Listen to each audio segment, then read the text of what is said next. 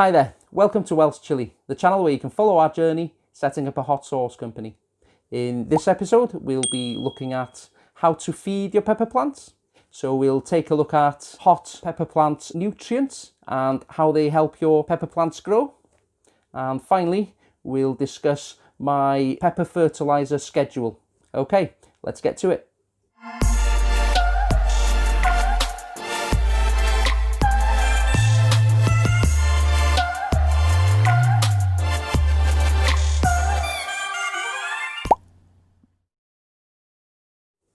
So before we take a look at how to feed your pepper plants and the different fertilizers available, we'll take a look at pepper nutrients and how the pepper nutrients help your pepper plants grow. Most nutrient mixes will have the three main nutrients needed for a healthy grow, known as NPK. That's nitrogen, phosphorus and potassium. Now, nitrogen is responsible for growth and yield. It does this by creating proteins. It creates proteins in the leaves, in the roots, and even in the peppers themselves. So it's a very important nutrient. Phosphorus, on the other hand, encourages flower bloom. It's also responsible for roots growth, and it helps with cellular division.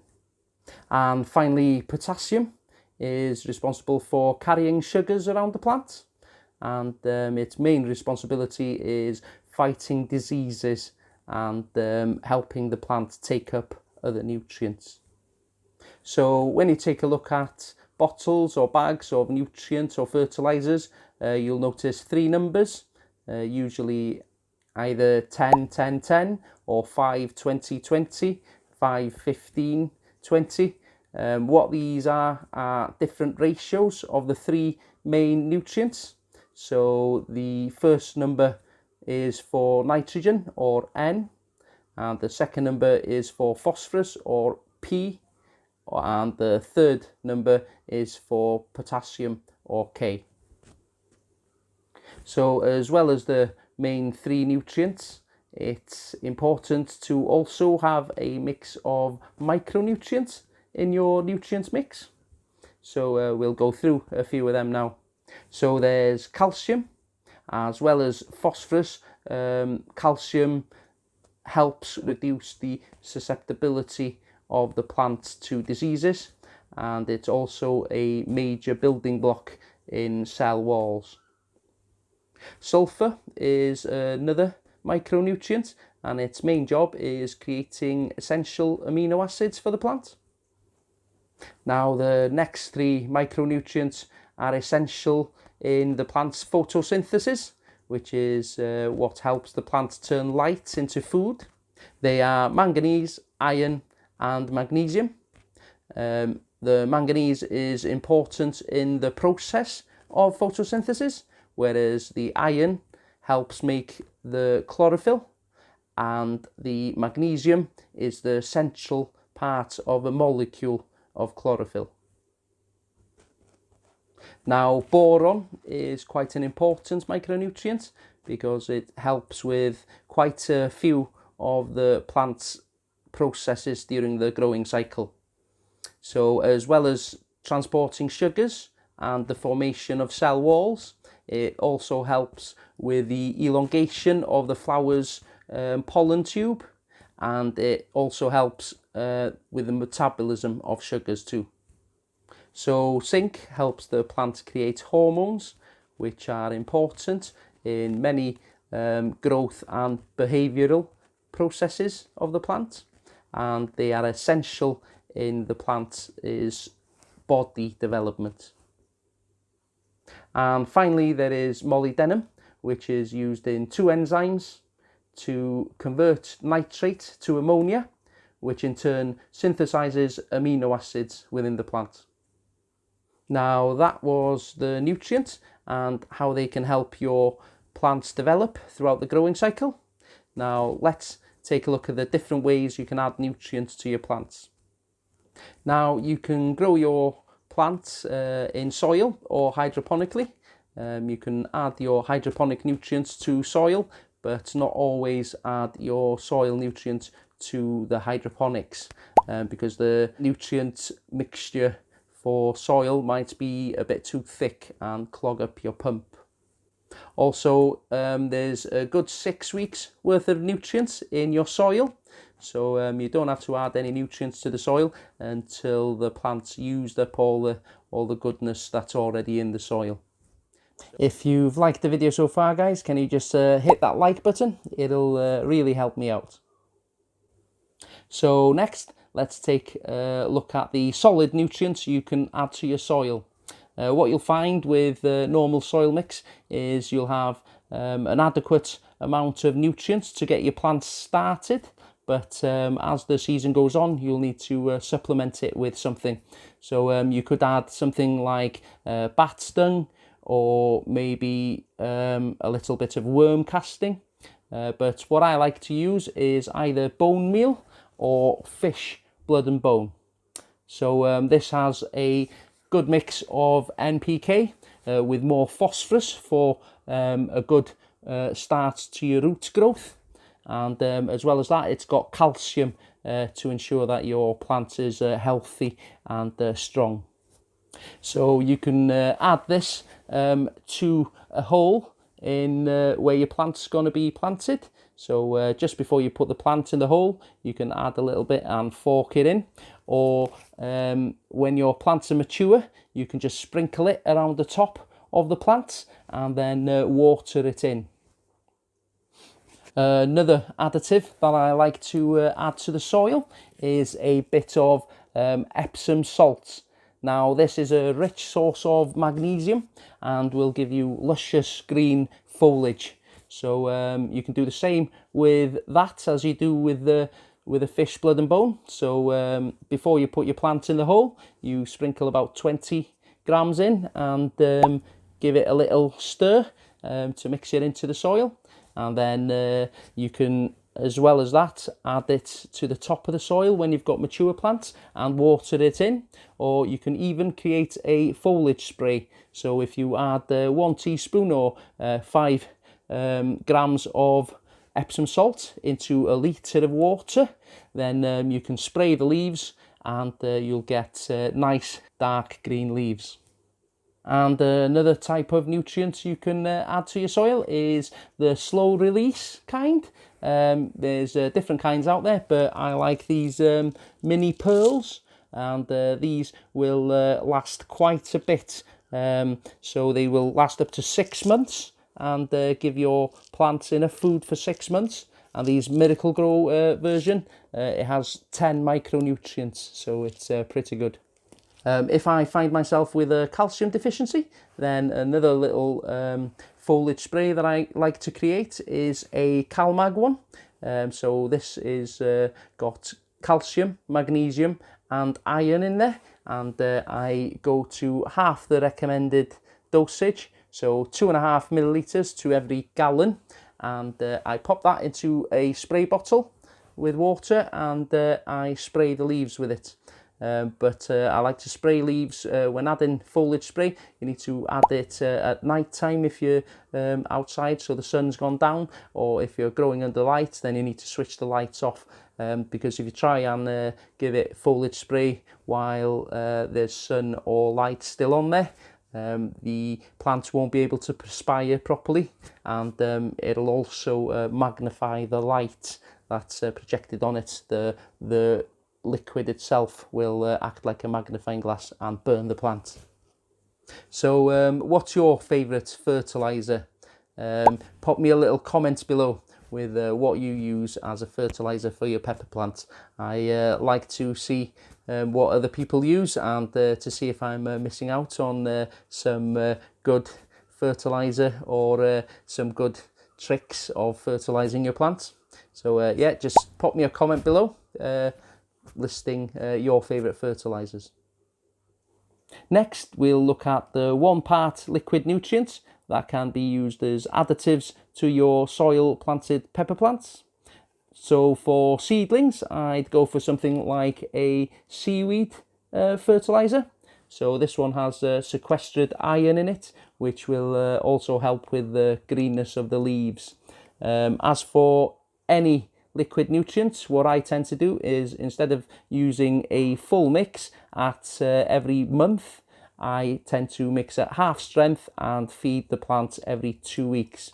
Now, although you could use this seaweed mixture to feed your plants throughout the year, I think it's better to use a more focused chili pepper nutrient mix as the plant grows.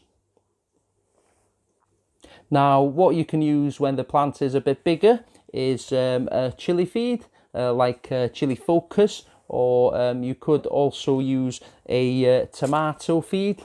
So although these are quite close on the NPK and the micronutrients scale, the chili feed is more tailored towards your chili plants, but it can be a little bit more expensive than the tomato feed itself. So you can use these as half strength as well. So I'll mix them at half strength and add them every 2 weeks instead of mixing them at full strength for a month. So what you'll see with a 1 part nutrient mix is it doesn't have all the micronutrients you need for a healthy pepper grow.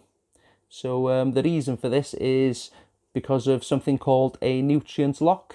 It's when a couple of the micronutrients will fuse together, and it will stop one of them from being available for the plant. So they'll fuse together and the plants won't be able to use these micronutrients. So that's why myself, I prefer to use a 2 or a 3 part hydroponic nutrient mix. So last season I decided to use the 1 part liquid nutrient mixes to start my plants off. So I used a bit of seaweed when they were seedlings, and then I went on to a bit of chili focus and some tomato feed. And then when they were ready to flower, I gave them the 2 part Canna Flores mixture, and it seemed to work very well. I had more flowers than I usually get at the end of the season, and in turn I got more fruit. But this season I decided to step it up a little bit and go for the 3 part series from General Hydroponics. Now this 3 part series, you can mix in the 3 different liquids at different quantities depending on where you are on your grow.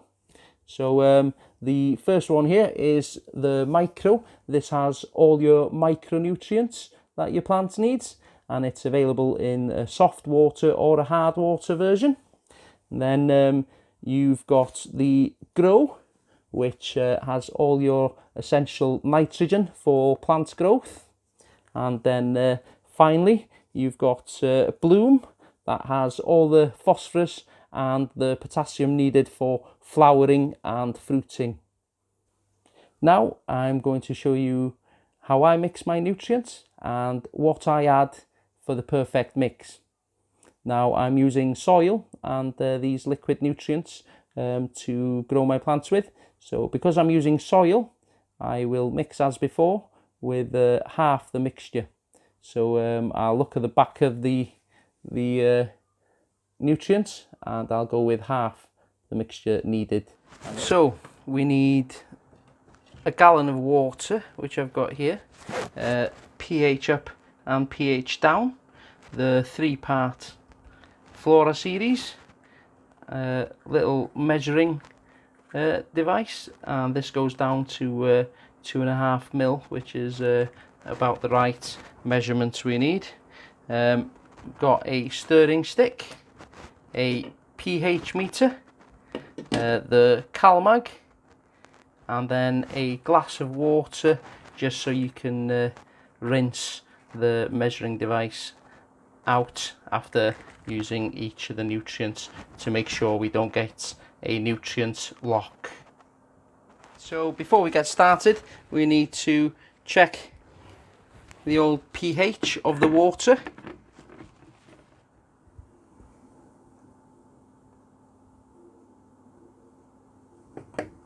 and that's around 7.5. So we need to use the pH down to bring it down to around between 5.9 and 6.5. So I'll bring it down to around 6 for now, and I'll pop a couple of drops in.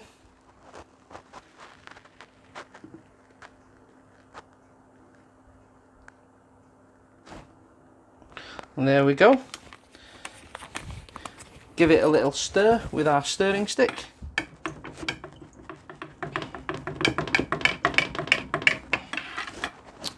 And let's have another look.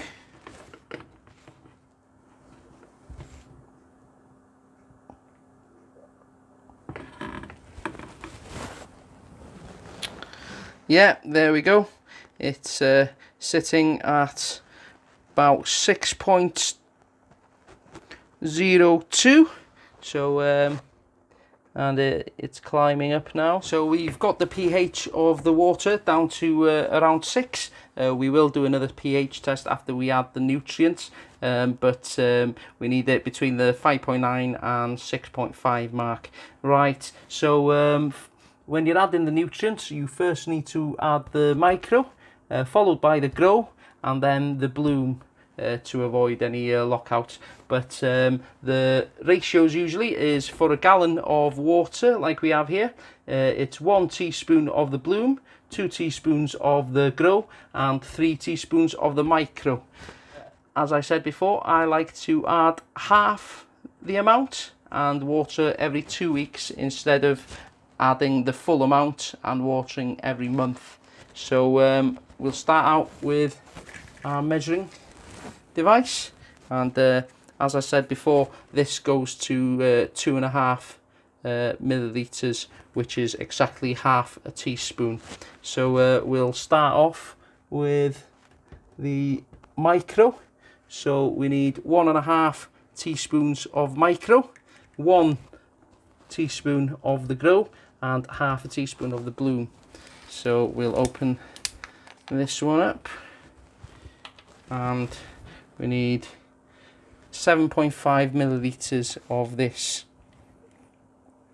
So let's mix this in. There's 5, there's 7.5. So straight in.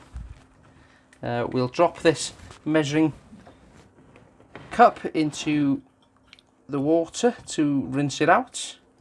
Make sure to do this in between every nutrient so you don't get a nutrient lock in any of the tubs. So there we go, that's got rid of all the nutrients out of the measuring, and now we'll give it a little stir. Now you need this to leave this around 2 minutes just to settle. It'll be around the same time as we take to stir it, so we'll stir this for a good minute, and then we'll get on to our next nutrients. So next we're going to add 5 milliliter of the Flora Grow.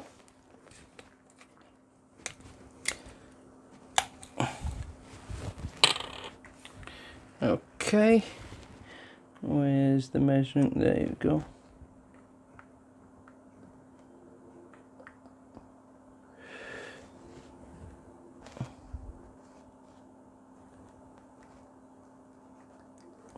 Whoops. There we go, 5 milliliters, and pop that in. Again, we'll rinse out our little measuring cup, make sure all the nutrients is out, and we'll give our container a little bit of a stir.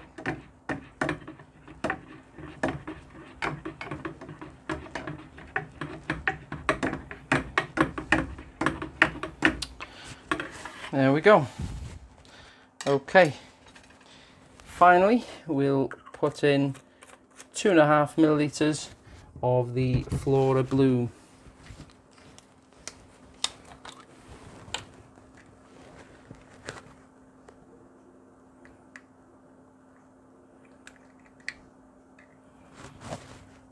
That's 2 ml.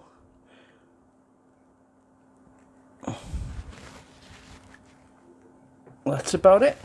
2.5 millilitres, and pop that in. Let's give this a little rinse.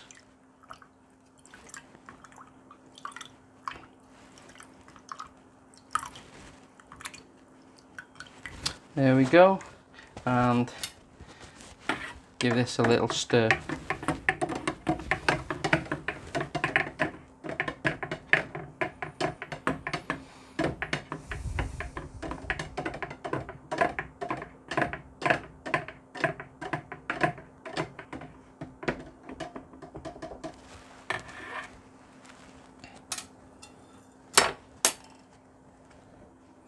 Okay, so now we'll pop in our CalMag.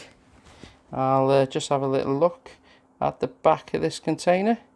It says here that we need between 7.5 and 12.5 millilitres per 10 litres. So let's go with 5 millilitres per gallon.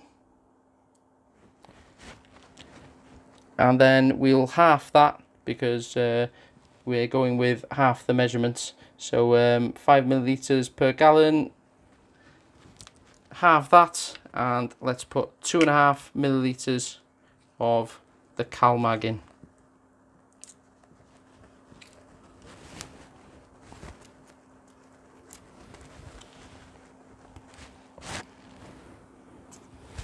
Okay, let's put 2.5 millilitres of the CalMag in. That's 2.5. There we go, and rinse that out again and mix.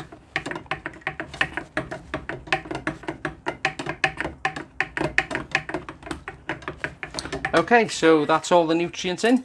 We just need to check our pH out again, just to see if we're between the 5.9 and the 6.5 mark. So let's do that. The pH meter's already been calibrated before I started.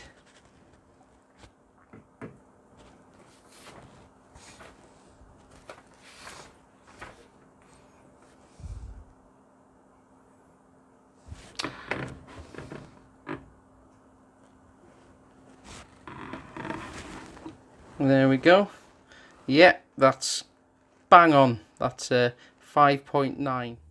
So guys, that's it for this video. I hope you've learnt a little bit about the nutrients and what they do to the pepper plant, and I hope you've had a little bit of an insight into my pepper fertilizing schedule. This is part of the Beginner's Guide to Growing Pepper series. I'll pop a link for that series up there right now. I'd like to thank my patrons, and we'll see you on the next one. But remember, if you're going to go hot, go super hot.